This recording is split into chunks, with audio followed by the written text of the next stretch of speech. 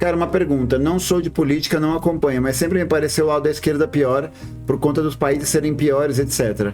Então sempre tive essa resistência, tá? A pergunta é sincera. Por que eu deveria olhar com bons olhos para o seu lado político? Creio que seja comunismo. Acertou. Sem farpas. Sou burro no sentido político? Não, pô. Eu acho que não. Nepos Low. Porque, na verdade, né, eu acho que a gente pode pensar em duas coisas, né? Por que eu não sinto simpatia pelos países de esquerda? Porque eles são piores, né? Então, acho que o primeiro ponto é a gente precisar entender o que significa esse pior. Beleza, se a gente tem essa dualidade, né, de pior e melhor, portanto, a gente precisa estabelecer quais são os critérios que vão definir essa dualidade. Porque se tem algo pior, esse algo pior é sempre em relação a alguma coisa. Então, beleza. Qual que é esse critério para a gente poder estabelecer que um país de esquerda, eu acho que esse já é um primeiro ponto. Depois a gente vai voltar nessa questão do país de esquerda, vou até anotar aqui. Qual que é esse critério? Então, a gente está pensando em desenvolvimento econômico, a gente está pensando em oferta de produtos, a gente está pensando em acesso à saúde, a gente está pensando em soberania nacional, a gente está pensando em soberania energética, enfim, no que a gente está pensando? E geralmente, né, e aí eu acho que esse é um ponto importante, os critérios, gente, eles são métodos de medição arbitrários. O que significa que eles são arbitrários? Eles estabelecem essa relação que é justamente de decidir selecionar o elemento desse critério, beleza? Qual que é o critério que a gente geralmente usa, né? Nepos Law. O que você está considerando como critério de melhor e pior? Fala aí pra gente. Perfeito. Eu sempre comparo com Estados Unidos. Ótimo. Começamos bem. Salário, qualidade de vida, violência. Perfeito. Beleza, né? Então a gente está fazendo... Como que a gente estabelece essa diferença, né, de critério? É sempre melhor e pior em relação a alguma coisa. Isso é bem importante. Isso é bem importante para a gente poder pensar. Então, a gente precisa estabelecer um critério de comparação. Que, no caso, a gente decidiu que seria os Estados Unidos e sua, aí aqui, ó, maior qualidade de vida. Maior qualidade de vida, a gente coloca entre aspas, porque, de novo, a gente precisa entender o que significa essa maior qualidade de vida. O que é qualidade de vida?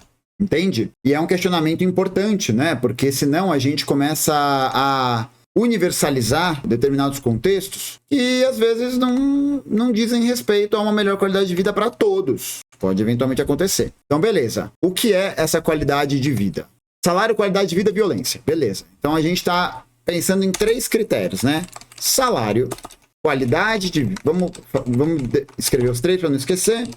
E violência. Beleza, então vamos começar fazendo uma análise do salário. A gente tem, né, nessa realidade do salário, como a gente havia falado, no primeiro ponto nos Estados Unidos, né, uma instabilidade das condições de trabalho. Isso significa, essa instabilidade, ela quer dizer, primeiro, esse lance de existirem empregos, né, de curta duração, geralmente em condições precarizadas, isso é uma realidade cada vez maior. Então são os trabalhadores que vão trabalhar na Amazon, nos armazéns, que vão trabalhar como atendentes, que vão passar por um processo ali, que é a maior parte da classe trabalhadora, né, que vão ter empregos que muitas vezes vão ter, além desses empregos de curta duração, condições precarizadas de trabalho. Aqui instabilidade é ruim, né? Eu vou colocar precariedade das condições de trabalho, bem melhor. Empregos instáveis, aí sim, a gente pode colocar aqui também baixos salários. Esse ponto a gente vai falar daqui a pouco também. E a gente pode colocar aqui também que existe uma parcela muito grande de trabalho informal. Trabalho informal, porque muitas vezes os contratos de trabalho nos Estados Unidos são contratos de trabalho que não têm um elemento de longa duração. O exemplo, aí o Bando Burla fez uma lembrança boa. Marido da Rochelle em Todo Mundo Odeia o Chris, né? O Julius. Ele sempre teve 2 empregos. Por quê? Porque com um emprego ele não consegue se sustentar. Então esse é um ponto importante, né? Outra questão, deixa eu tirar isso aqui. Né? A gente pensar que existe um custo de vida alto. Esse é um ponto importante. Por quê? Porque muitas vezes, apesar do salário ser alto, isso pode também significar ao mesmo tempo uma alta manutenção do custo de vida. O que significa a dificuldade de comprar casa, comida, de ter, sei lá, né? Carro não tanto, né? É uma coisa mais facilitada de acesso, porque faz parte ali do American Dream. Mas saúde, educação, sei lá, né? Até mesmo segurança, enfim. está relacionado diretamente com toda a forma com que as cidades vão se configurando, né? Tem tudo a ver com isso. E aí, a gente pega para analisar, boa parte, né, do salário dos estadunidenses não consegue compor renda suficiente para sustentar uma casa à la American Dream. Não é à toa que a taxa de endividamento das famílias nos Estados Unidos tem crescido verticalmente em uma série também de elementos. Então as pessoas lá se endividam por qualquer coisa. É muito fácil você ter crédito, né? Então aqui existe um processo cada vez mais crescente de endividamento. Ou seja, endividamento significa uma aproximação do limiar de perder tudo para o banco. Para o banco, para o crediário, enfim. Beleza, a gente tem essa questão. E, né, a gente pode também acrescentar a própria questão do trabalho imigrante, né? Aliás, a gente pode colocar até como uma outra condição, porque é isso, né, nos law. Pensa no seguinte, a gente está falando aqui, né, de trabalhos que se expressam de maneiras diferentes dependendo de qual grupo da classe trabalhadora a gente está falando. As condições de trabalho de um trabalhador sindicalizado branco nos Estados Unidos é diferente das condições de trabalho de um trabalhador negro, de um trabalhador imigrante. Entende? Isso é importante. Por quê? Porque o elemento que nos é vendido do American Dream é o que a indústria cultural mostra do subúrbio branco dos Estados Unidos. Esse é o ideal. É a casinha com a cerca na frente, as crianças entregando jornal de bicicleta, tá ligado? As crianças brincando na rua, aquele bagulho do Halloween, aquela merda lá. É isso. Então, como esses imigrantes muitas vezes vão para os Estados Unidos e para outros países também tentar arrumar trabalhos, né? Geralmente esses trabalhos vão ser trabalhos que vão ter condições piores. Então, a gente precisa pensar sempre que existem condições diferentes para trabalhadores que são diferentes, né? Ainda diferente, porque diferente é um critério arbitrário, né? A diferença é expressa pela ideia de que existe uma normalidade, né? Aquilo é diferente de alguma coisa. Então, diferente entre aspas, só para poder deixar claro aqui. Beleza? Nabusto 0, pode ir ao banheiro, vai? Toda vez que eu tô explicando, o Nabusto vai lá e pede pra ir no banheiro. Não aguento isso, viu? É difícil, gente, é difícil. Ô, Arthur, para de bater no Enzo, por favor. Que saco. Depois você joga um Clash Royale. Ai, que saudade da escola. Ó, beleza. Perfeito. Então isso aqui já é um comparativo interessante, né, Nespolol? Por quê? Porque mesmo que o cara ganhe muito nos Estados Unidos, isso significa que ele tem que ter um custo muito alto para se manter. E num mundo de instabilidade de trabalho, em que as condições de trabalho são cada vez mais precarizadas, né? E a gente pode perceber que isso, Nespolol, não é uma tendência dos Estados Unidos. É uma tendência mundial. Se tem que copiar? Copia se você quiser, vai. Beleza, aqui então a gente já estabeleceu essas diferenças. Essa tendência à precarização do trabalho não é uma tendência exclusiva dos Estados Unidos, é uma tendência global, é uma tendência mundial, viu? Até o carro concordou comigo aqui. Diante dessa tendência mundial, em que as pessoas estão tendo condições de trabalho cada vez piores, né? A gente pode ver isso, que várias reformas neoliberais tem sido cada vez mais parte dos programas de países como o Brasil, a Argentina, a França, Portugal, a Espanha, parará, piriri, pororó. Pensando nesse país que a gente olha com uma certa centralidade de capitalismo. Não é bom que o povo tá mandando pergunta no chat porque tá achando que tá na escola e eu não consigo me concentrar. E aí aqui, brincadeira, alguém tem uma caneta pra me emprestar? Ai, gente, que saudade dessa ambientação. Ai, que saudade. Beleza, então, Nespolol, vamos continuar. Qualidade de vida. O que é, né, a pergunta que a gente havia feito. O que é qualidade de vida? Agora a gente volta para você, Nespolol. O que você está pensando quando você pensa em qualidade de vida? Diz para mim. Para mim é poder trabalhar suas 8 horas, chegar em casa, poder comprar sua comida, se divertir, passear com segurança. Perfeito. Eu acho que a gente concorda com isso, né? Qualidade de vida é justamente a possibilidade de se trabalhar menos, poder consumir as coisas, né, de uma maneira que seja saudável, de uma maneira que seja legal, assim, né, perfeito. Ter segurança, né, ter segurança pública ou qualquer coisa que o valha, né, é que segurança pública também, né, é preciso pensar um pouco nisso, né, mas acho que ter segurança já é interessante. Poder consumir as coisas, ter segurança, ter uma casa, imagino, né, poder se divertir, ter acesso ao lazer, beleza. Agora a questão é a seguinte: o que é entendido como qualidade de vida nos Estados Unidos? Isso é importante, porque não preciso nem dizer que... Não, na verdade acho que preciso, é importante. Essa imagem que a gente tem dos Estados Unidos, né, enquanto um país que tem ali uma qualidade de vida excepcional, né, uma coisa assim, é muitas vezes vendido como uma imagem, é vendido como uma obra de cultura. É aquilo que eu havia comentado. A gente associa geralmente qualidade de vida nos Estados Unidos a uma imagem de um país que não é os Estados Unidos. Os Estados Unidos não são Nova York. Os Estados Unidos não são Los Angeles, que são cidades que são super hypadas e aquela coisa, né? E não é. A grande maioria dos Estados Unidos não é isso. A grande maioria das cidades dos Estados Unidos, em que as pessoas vivem, as pessoas são um pouco fodidas, assim. Então a gente recebe uma imagem. Isso é importante. A gente recebe uma imagem que a gente toma como verdade. Porque é essa imagem que a gente tem acesso. Porque, como diria o velho barbudo aqui, a aparência das coisas faz com que a gente, às vezes, chegue a conclusões que não necessariamente representem o que elas são na realidade. Se toda aparência representasse a essência, toda ciência seria desnecessária. Perfeito. Qual é a realidade hoje, né? Nos Estados Unidos, a gente tem um país mergulhado em uma crise de fentanil, que é uma droga que eles chamam de droga zumbi. Então é muito comum você ver um número cada vez maior de pessoas nas ruas, morando nas ruas, consumindo essa substância, por exemplo. E essas pessoas ficando em condições cada vez piores. Porque não tem casa, porque não tem trabalho, porque precisa escapar de alguma maneira da realidade, tá ligado? E aí, uma coisa vira outra, né? A pessoa consome mais e vai entrando nessa. A gente teve, né, recentemente, em 2008, uma crise hipotecária, uma crise de títulos de hipoteca, né? Acho que é melhor, que deixou muita gente sem teto. Que fez com que muitas pessoas se proletarizassem. Ou seja, que muitas pessoas entrassem em condições piores de trabalho naquele processo. Nesse caso, né, eu não vou abrir os artigos, reportagens e tal, porque isso você faz uma pesquisa rápida sobre isso. Ah, tem um ponto do salário que eu não esqueci, que eu não mudei. O salário mínimo não tem aumento real nos Estados Unidos há mais de 40 anos.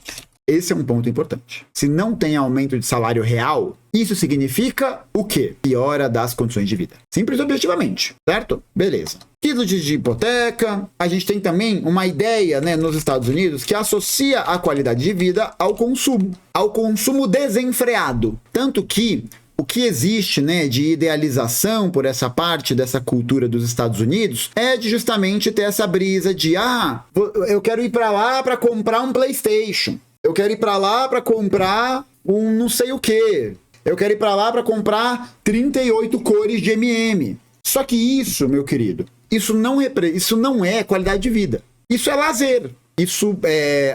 Alimentação M&M não, né? Porque é uma merda. Porque a alimentação de verdade lá custa muito caro. Então, muitas pessoas são obrigadas pela conjuntura, são obrigadas pelas más condições de trabalho, de ganho, blá, blá, blá, blá, blá, a comer McDonald's. A comer McDonald's todos os dias. Por quê? Porque é a única coisa que dá pra comprar. Percebe?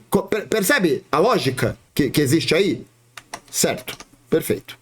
Então, tem muito esse ideal de uma qualidade de vida que é guiada por duas perspectivas que eu acho que são, de alguma maneira, complementares e representam épocas diferentes, né? O American Way of Life, que é aquela brisa muito forte e presente nos anos 20, né? Que tem aquela ideia de é onde existe, né? Essa frenesi do consumo, essa frenesi, né? De se tornar um americano e parará, piriri, pororó. Tem muito isso. E o American Dream. E aí eu acho que tem mais relação com o nosso período atual, que é não diria uma complementação, mas é uma nova dimensão do American Way of Life. Porque nos anos 80, e olha só que interessante, né, Nepal's Law, existe um movimento muito grande de reforço da ideologia capitalista dos países, da ideologia capitalista nos Estados Unidos, em que vai tentar se resgatar o orgulho americano.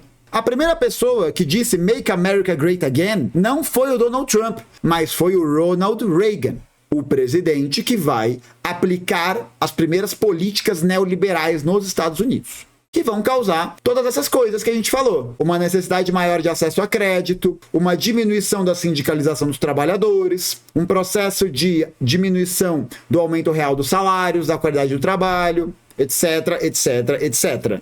Tá ligado? Perfeito. Você tem essas duas dimensões, né? E o American Dream é aquela brisa de viver o sonho americano. O sonho americano, qual que é? É ouvir um Bon Jovi bem alto, Living on a Prayer, bem alto, num conversível, indo para Las Vegas, num deserto. É a brisa do empreendedor. É a brisa do explorador. É a brisa daquela pessoa que tá ali naquela coisa de perseguir o sonho, de perseguir esse destino de ser americano. Liberdade, carajo, né? Exatamente. É isso. E a realidade é que, na verdade, a qualidade de vida nos Estados Unidos, ela é uma merda. Ela é uma merda. Basta você ver, né? A gente pode até colocar aqui exemplos. Skid Row, em Los Angeles. A gente pode colocar várias cidades que passam por essas crises, como Baltimore, Chicago, Detroit, a própria Miami. E aqui, né? Cidades que vão ter essas dificuldades que vão se expressar de formas diferentes, né? Montgomery, no Alabama, New Orleans. E é claro, esses níveis de pobreza, de empobrecimento, vão depender de qual cidade. Perfeito, Luísa Tangerina, eu já ia sugerir isso. Assista The Wire. Ó, sugestão aí para todo mundo que estiver acompanhando. The Wire é uma série magnífica e que retrata muito bem essas contradições. Qual que é a qualidade de vida do que os americanos estão entregando, né, Poslow? Morar no carro. É isso. Beleza, então a gente já tem alguns elementos para poder questionar esse elemento da qualidade de vida. Tudo bem, Nopslow? O que você está achando até agora? E o que vocês, em geral, estão achando? Não, perfeito, perfeito. Essa pergunta é importantíssima, né, Poslow? Porque eu acho que essa é uma coisa, muitas vezes, que a gente cai numa armadilha. Por exemplo, o cara questionou, né, sobre o país de esquerda e os Estados Unidos como critério. E aí a gente, às vezes, pode cair na armadilha de falar, mas os Estados Unidos... Tá ligado? Só que aí a gente não explica o nosso lado. A gente tá preocupado em falar mal do outro lado. E aí a gente precisa fazer o reconhecimento, né, dos elementos que vão ajudar a gente a não só criticar o outro lado, mas também como hegemonizar ao nosso favor nesse sentido. Beleza? Perfeito? Perfeito. Perfeito. Violência. Os Estados Unidos são um país violento? A resposta se encontra no seguinte: maior população carcerária do mundo. Existe uma violência muito grande em relação, de novo, né? É uma violência que muitas vezes ela é localizada em determinados grupos sociais. Deixa eu só mudar, eu vou tirar o vermelho aqui para deixar tudo padrãozinho, porque, nossa, olha isso aqui, tá ligado? Nossa, que coisa, tá ficando bonito, tá ficando bonito. Então, o que acontece é que essa violência, ela é mais localizada, né? Mais intensa em determinados grupos sociais. Então, a violência policial, né? Por exemplo, contra as populações negras, historicamente, né? Basta a gente lembrar aí das Jim Crow Laws, das leis de segregação racial, que eram normalizadas. A violência contra movimentos de trabalhadores por melhores direitos, né? Como é o caso do Red Scare, dos Red Scare do começo do século, do Red Scare e do macartismo, por exemplo. Toda essa brisa de os comunistas estão chegando, não sei o que lá. E é uma violência também que até pode se expressar em uma certa... Existe uma maior segurança para determinados grupos, sobretudo aqueles que vivem em subúrbios brancos. Então a gente muitas vezes recebe essa imagem, a pessoa vai lá e deixa a encomenda da casa dela na porta de casa e ninguém rouba, e ninguém pega, e ninguém não sei o quê. Por quê? Por que ninguém pega? Porque aquilo ali é uma bolha. Porque aquilo ali não é real. Aquilo ali é uma produção. E aquilo, os Estados Unidos são um país mais seguro que o Brasil? São. Nenhuma dúvida. Nenhuma dúvida. Nenhuma dúvida. É um país mais seguro que o Brasil. Tá ligado? Mais seguro. Não é critério. Por quê? Porque a gente também tem que lembrar um outro fator no PUSLOL, que é o seguinte: qual o tipo de violência que os Estados Unidos perpetram sobre outros países a partir da consolidação da sua hegemonia econômica? Isso é muito importante. Por quê? Porque os Estados Unidos, sendo um país capitalista e hoje o principal país capitalista do mundo, ele impõe relações de dependência entre países da chamada periferia do capital, América Latina, Ásia, em vários países da Ásia, África, tá ligado? E até mesmo o país da Europa. Ele impõe qual tipo de violência? Sim. Ele impõe uma série de violências que são condicionantes, né, para a piora de vida, para a piora da qualidade de vida nesses países. Então, quando a gente está pensando isso, né, a gente pode pensar, por exemplo, que aqui a gente pode pensar as ditaduras latino-americanas que seguiram, né, era um projeto alinhado com Washington, com o governo dos Estados Unidos, né, para poder cumprir os interesses. A gente pode pensar as relações de dependência econômica e que eliminam a soberania dos países. Por quê? Porque para um país capitalista central é fundamental que ele se mantenha dentro da cadeia produtiva mundial em um lugar em que ele vai conseguir gerar, gerar é feio, mas gerar mais valia sobre esses outros países. Então, para os Estados Unidos, é muito para os Estados Unidos, para a França, para a Alemanha, para a Espanha e um debate bem polêmico para a China. É interessante que o Brasil continue sendo um exportador de minério de ferro, de soja, de carne, de materiais primários. Por quê? Porque materiais primários, no caso do Brasil, passam por um processo, no Brasil, de pouco desenvolvimento. Faz sentido? Pensa comigo. Faz sentido o Brasil ter esse tamanho de exportação de minério de ferro que destrói a natureza, que destrói cidades, que crimes ambientais acontecem e ninguém é punido, e a gente não ter uma estrutura industrial para poder transformar esse ferro em aço? Faz sentido? Faz. Na lógica do capital. Na lógica das relações internacionais de dependência. Porque aí o Brasil se mantém nessa posição. E aí isso significa o quê, meu caro? Aumento da violência perpetuada por esse tipo de atividade econômica no nosso território. Por exemplo, a gente pode falar de outras coisas, pode falar de banco, pode falar de privatização, de estruturas públicas, né? Com participação de fundos internacionais, né? Todas essas coisas que, no nosso caso, pioram a nossa qualidade de vida. Perfeito. Mas isso também não é uma consequência, a gente tem isenção de imposto para produtos pouco industrializados? Aí, fofura pura, você ganhou uma estrela. Meio ponto na prova. Meio ponto na prova. Na prova é foda, né? Nossa, o cara é sovina, né? Pra dar nota. Meio ponto na média do fofura pura. Mas entendeu? Nepos-Lo, entendeu? Beleza. Agora, pra gente pegar o eixo de comparação, pra gente poder pensar, primeiro, a imagem, isso aqui é importante, a imagem que temos das experiências socialistas são imagens produzidas pela indústria cultural dominante e hegemônica, que é a indústria cultural capitalista. Então é claro, né? É óbvio que essas pessoas vão receber uma imagem ruim. Tudo bem? Perfeito, vou até, Kizalid, eu vou fazer aqui uma menção, né? Esse tipo de imagem, ele é interessante porque ele diz respeito a um termo muito importante que é o termo ideologia. A ideologia é basicamente, né, essa perspectiva, essa tentativa, né, de naturalizar uma visão de mundo na totalidade.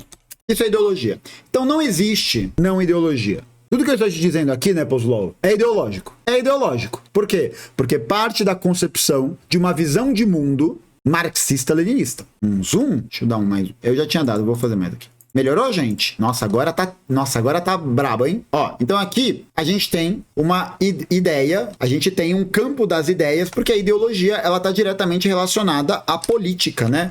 Não existe política versus ideologia, né? Como se fosse uma ideia de prática e uma ideia e uma brisa de ideia, né? Ou uma brisa de discurso. Isso aqui é errado. Isso aqui tá errado. Toda política é necessariamente ideológica. Porque diz respeito a uma organização de um determinado grupo no poder. Por isso que, né, o homem do quadro aqui atrás já deu a letra. Fora do poder, tudo é ilusão. Tudo é ilusão. A ideologia faz parte da política. Porque a ideologia, ela não é uma coisa desligada da materialidade. Só existe ideologia porque existe política. Por isso. Beleza. Vamos fazer aqui agora, né, isso aqui é importante, o comparativo com países de esquerda. Primeiro, o que seria um país de esquerda? Eu vou fazer uma diferenciação aqui, tá bom, né, Poslow? Porque existe uma diferença importante entre uma experiência socialista e uma experiência de esquerda. Por quê? A experiência socialista significa governo controlado por trabalhadores, certo? A gente pode incluir operários, camponeses, etc. Bom, várias categorias ali. Mas é sobretudo a ditadura da burguesia operário-camponesa. Tudo bem?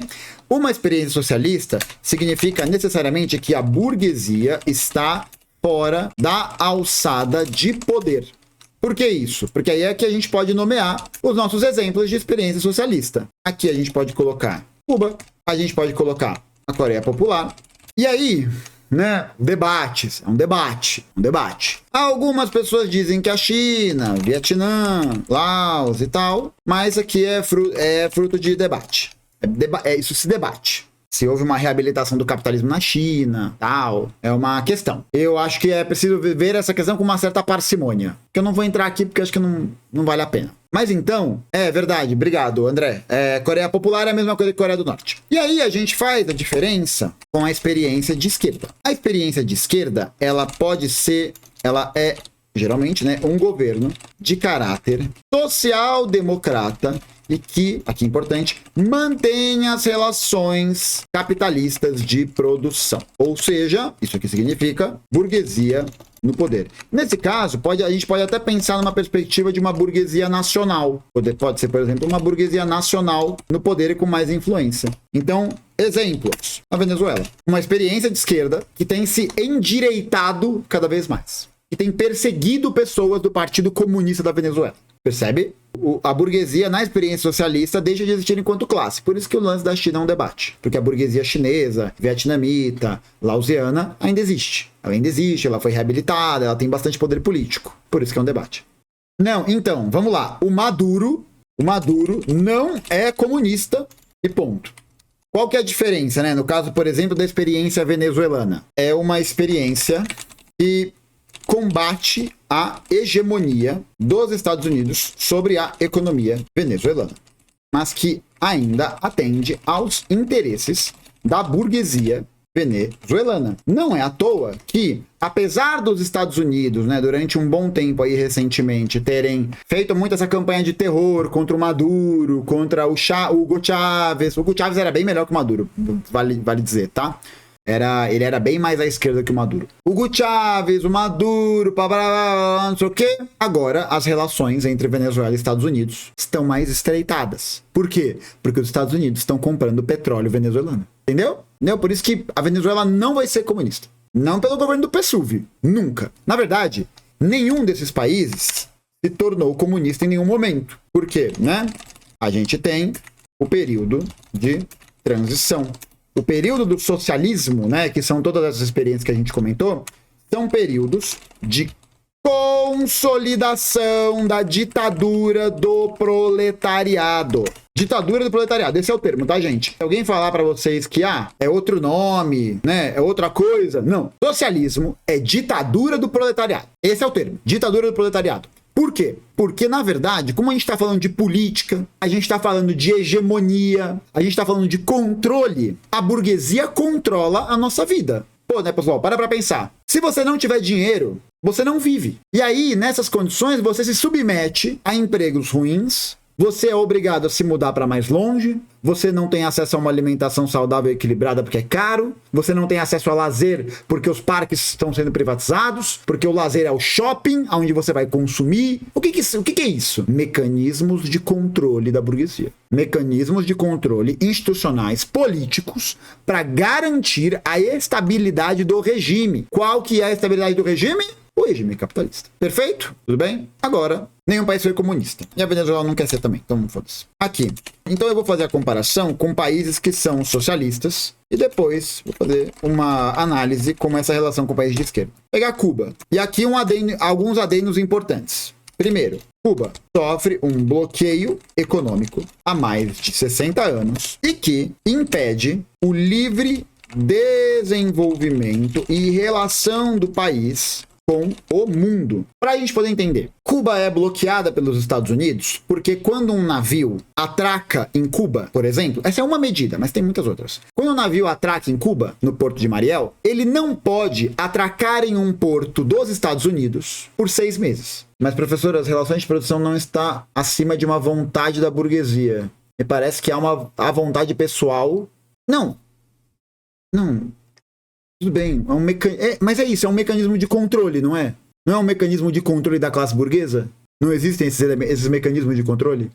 Não é uma maquinação, não sei o que lá. Mas esses mecanismos existem, ainda que inconscientemente ou involuntariamente, né, subsumidos pelas relações de produção, que mantêm as relações funcionando. Eu não acho que vem depois. Eu acho que são questões que acontecem junto. Não tem como você estabelecer bem essa dimensão do capitalismo se você não estabelece, por exemplo, a dimensão do controle sobre o aprendizado, sobre o que é normalidade, tá ligado? E aí os mecanismos vão se alterando ao longo do tempo, né? Vão passando pelos processos de alteração relacionados à história. Então, né, pessoal, o que acontece é o seguinte, Cuba sofre esse bloqueio. Aí a gente vai ver qual que é a qualidade de vida, né? Esse bloqueio, muitas vezes, impede Cuba de acessar as mercadorias mundiais. E quando eu digo mercadorias mundiais, eu quero dizer o seguinte, são recursos básicos para o desenvolvimento do país, desenvolvimento técnico, muitas vezes científico do país. Então, um exemplo, Cuba fez 5 vacinas contra a Covid. 5 vacinas. Vacinas essas que Pfizer, AstraZeneca, o caralho a 4, estão sob o controle de empresas. Então as empresas ganham dinheiro vendendo vacina, certo? Elas vendem dinheiro. Ou elas vendem vacina e ganham dinheiro. Então Cuba lança 5 vacinas para vacinar toda a sua população contra a Covid. Ela vai encontrar dificuldade, porque ela não tem os materiais para aplicar essa vacina. Então, Cuba lança 5 vacinas. Mas Cuba não vai conseguir lançar, presta atenção aqui, chat. Cuba não vai conseguir lançar as vacinas, né, sistematicamente, rápido. Por quê? Porque não tem ampola, porque não tem seringa, porque não tem máquina para produzir. Por quê? Porque comprar máquina significa estabelecer uma relação comercial com outro país que tem essa máquina. Cuba é uma ilha, caralho. É uma ilha que, historicamente, foi sempre exportadora de cana, de tabaco. Naquela relação mundializada de capitalismo que a gente havia comentado, é uma ilha que se manteve nessa posição de dependência, exportadora de matéria-prima. Perfeito, o Guilherme sintetizou bem. O bloqueio impede a industrialização e impede negócios com países industrializados. Ao mesmo tempo, com todas essas diferenças, né, Cuba tem acesso universal à saúde. Não é que Cuba tem acesso... Ficou esquisita essa frase, né? Cuba garante o acesso universal da população à saúde, sobretudo porque e aí interessante, o modelo político de saúde cubano é voltado para a atenção básica. O que é essa atenção básica? Treinamento, alimentação balanceada, acompanhamento médico familiar, a própria ideia de lazer. É isso, perfeito. A prevenção, a educação e conscientização das pessoas. Não é uma medicina que é voltada para a ideia de te internar. Não, Nepolsol, boa pergunta. No caso, Cuba seria a ideia do comunismo, mas não deu certo com as medidas contra? Não é bem isso, né? Cuba não é comunista. E Cuba sozinha nunca será comunista. Por quê? Porque o comunismo presume a ideia de uma emancipação total da humanidade. O que isso significa? Não dá para ser Cuba ser comunista se o Brasil não for comunista. Porque lembrar, o capitalismo, ele é um sistema econômico que está regendo mundialmente todos os países, em determinadas relações. Ele está regendo mundialmente, né? É uma ordem mundial. Exatamente, é uma ordem mundial. Então, não tem como ter um país comunista se não há uma revolução internacional. Por quê? Porque não adianta nada Cuba ser socialista e todas as relações econômicas dominantes serem capitalistas. Por isso que Cuba vive cercada. Não, essa não é a visão do Trotsky. Essa não é a visão do Trotsky. Essa é a visão do Marx. Marx fala isso. Revolução mundial. Não é a mesma coisa que revolução permanente. São dois conceitos distintos. Senão a gente vai acabar achando que dá para fazer revolução, dá para alcançar o comunismo só num lugar. Mas não é isso. São coisas distintas, tá? Perfeito. Então, Cuba é socialista, né, Poslon? E você pode procurar isso nos medidores de IDH. Você pode procurar isso nos medidores de acesso à saúde pública. Aí a gente pode pensar em outras coisas. Por exemplo, qual é a política voltada para esportes em Cuba? Comparativo. No capitalismo, eu vou pegar os Estados Unidos, que é o exemplo mais gritante, né? O esporte é um meio de ascensão social e de reforço da meritocracia e da competitividade. É isso, né? Basta ver os filmes. O negócio do esporte é ele ser competitivo pra caralho. Numa brisa, realmente, de criar uma perspectiva quase de uma seleção natural das pessoas. Como um método de ascensão, de melhoria econômica, blá, blá, blá, blá, blá, blá, blá. Em Cuba, ou na China, por exemplo, acho que a China segue um preceito um pouco diferente, né? Mas em Cuba ou na China, não, mas é sentido.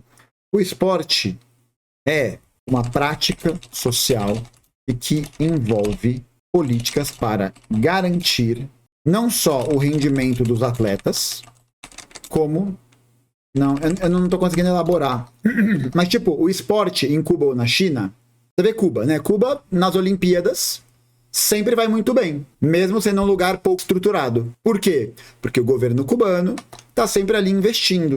Então, existem investimentos estatais em esporte e pensa-se o esporte como ferramenta social, tanto para poder reforçar a política de bem-estar, de orgulho nacional, tá ligado? Mas é isso, o esporte ele tem uma outra visão. Eu só peguei esse exemplo porque tudo que a gente vive é passível de ter essa mudança de visão. Então, uma coisa como o esporte no capitalismo é uma parada, uma coisa como o esporte no socialismo é outra coisa, tá ligado? Então, no socialismo, o esporte é visto como uma coisa social. Perfeito, né, Poslol? Exatamente. O socialismo é o que seria o caminho para o comunismo. Essa fase de transição, em que essas políticas passam a ter mais robustez. E isso vale para tudo, gente. Exatamente. O Desaviso mandou aí. Isso vale para arte. Isso vale para o cinema, isso vale para a produção cultural, isso vale para evento, isso vale para o trabalho, isso vale para o lazer. Então, por exemplo, na União Soviética, existiam programas de voucher para as pessoas viajarem, né? Eu falo isso nos meus vídeos lá sobre a Geórgia.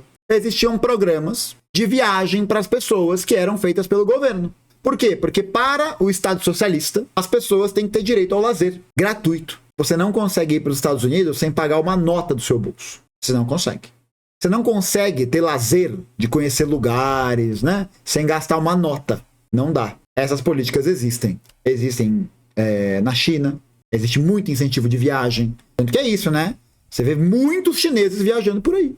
Em muitos lugares. Sou de Minas Gerais, tem pessoas aqui que nunca pisaram na praia porque tem condições. Exatamente. Tem gente que quando acabou a União Soviética nunca mais viu o mar. O Rodrigo conta essa história de um amigo, de um cara que ele conheceu que comentou uma parada dessa, de um taxista. Acho que era isso. O que não significa dizer, né, que quando a gente olha, né, para um país socialista, né, ele não tenha problemas. Ele tem problemas. Claro que ele tem problemas e contradições. Por quê? Porque a gente está falando de uma experiência de transição. É uma experiência de mudança, de alteração. Então, a gente não pode nem idealizar e nem tacar pedra. A gente precisa ser honesto com relação a essas questões. Então, por exemplo, a China, já comentei, né? Tem essa questão, né, da reabilitação da burguesia. É uma contradição, um problema, tá ligado? Mas, ao mesmo tempo, a China promove investimentos industriais em países africanos. De graça. De graça não, graça é forte. Mas, tipo, a preços muito menores do que os dos Estados Unidos. Em que não há necessidade de invasão, não há necessidade de colonização. Por quê? Porque são iniciativas que visam promover um desenvolvimento econômico mundial diferente. E aí, você pode pegar, né, para ver essas mudanças, por exemplo, nesse elemento de transição, né, pessoal? A China antes da Revolução e a China pós-Revolução. A China, antes da Revolução, fazia parte justamente desse conjunto de países que se encontravam em condições coloniais ou semicoloniais, né, de dependência. A China foi invadida pela Inglaterra. Ela foi provocada pela Inglaterra. A Inglaterra promoveu uma guerra química, biológica contra a China ao promover o processo de incremento do tráfico de ópio lá dentro. Isso é capitalismo. Isso é capitalismo. Por quê? Porque para você impor uma relação de dominação para que aquele país se torne lucrativo, você vai precisar submeter todas as pessoas daquela organização, daquela sociedade, para aquele regime. E a China, que era um império, né, até 1911, era um país feudal, um império ultra-reacionário. Então a gente tem essa mudança. A China republicana, que vai de 1911 até 1949, é a China ali nacionalista, que tem relações mais estreitas com os países capitalistas. Em 49, acontece a Revolução Socialista Chinesa, a Revolução Chinesa. E aí, informações. A expectativa de vida na China, em 49, era de 35 anos de idade. Entre 1970 e 1980, essa expectativa de vida saltou para 70 anos de idade. Um outro exemplo. Na União Soviética, nesse momento, né, quando a União Soviética ela acaba, né, em 91, e ela se transforma na Federação Russa, entre 1991 e 2001, vai haver uma queda da expectativa, ou seja, né, esse período aqui, né, de 91 a 2001, período de reabilitação do capitalismo no país. Queda da expectativa de vida em 10 anos. A expectativa de vida na Rússia entre 91 e 2001 caiu 10 anos. Um ano por ano.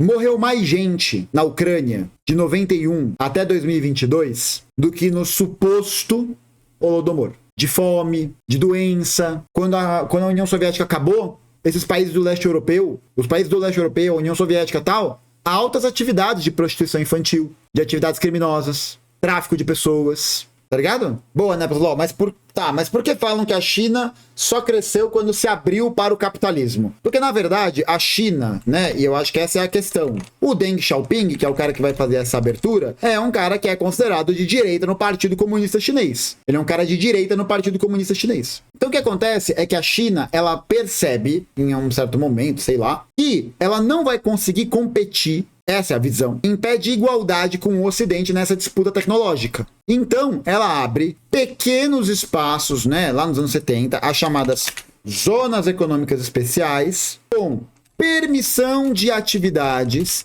de empresas estrangeiras, desde que alinhadas com as políticas do PCCH, o Partido Comunista Chinês, e do Estado chinês. São duas fiscalizações. É uma do Estado e uma outra do partido. Né? Porque o partido é o partido dominante do Comitê Central, mas o Estado chinês tem outros partidos. A chamada Liga Nacional de Revolucionária, porque na Revolução não tinha só o PCCH, tinha outras organizações de libertação também. Os bancos na China são estatais. Então essas estruturas, né, centrais para o desenvolvimento econômico chinês são todas estatais. Quais são elas? Bancos. Muitas construtoras vão ser... Primeiro elas vão entrar como privadas, depois serão nacionalizadas. Empresas educacionais, a mesma coisa. Recentemente, a China fez um processo de nacionalização da maior empresa educacional do país. Por quê? Buscou o desenvolvimento, agora nacionaliza. Eu não sei como é que faz o lance da moradia. Não sei como é que faz. Não sei como é que é, não sei como é que é o sistema de distribuição de casa. Não vou me meter nessa. Não vou falar algo que eu não sei.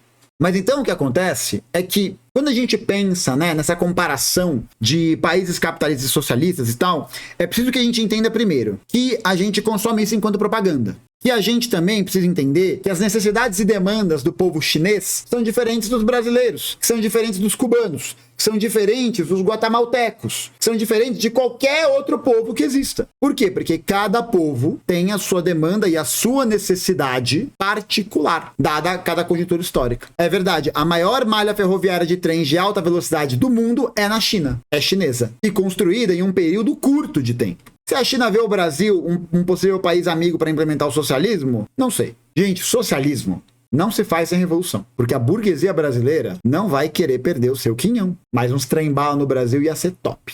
Nossa, eu também acho. Tudo bem, Nepslow, mais alguma questão? Implementar os trens de alta velocidade para ontem. Para ontem, já falei, a maior política que o Xi Jinping pode fazer pelo Brasil é instalar a malha ferroviária Xi Jinpinger. Quantos encontros não foram destruídos pela distância? Quantos? Xi Jinping seria o mago do amor com o trem de alta velocidade. Qual país de esquerda eu moraria? Fazer um adendo. Eu não moraria em nenhum outro lugar a não ser o Brasil. Eu amo a minha casa. Eu amo os meus amigos. Eu amo o clima. Eu amo a natureza. Eu amo o Brasil. Eu amo o Brasil. E eu amo tanto o Brasil que eu sei que o povo brasileiro merece o socialismo. Merece uma forma e uma relação de produção que o dê dignidade. Primeiro ponto.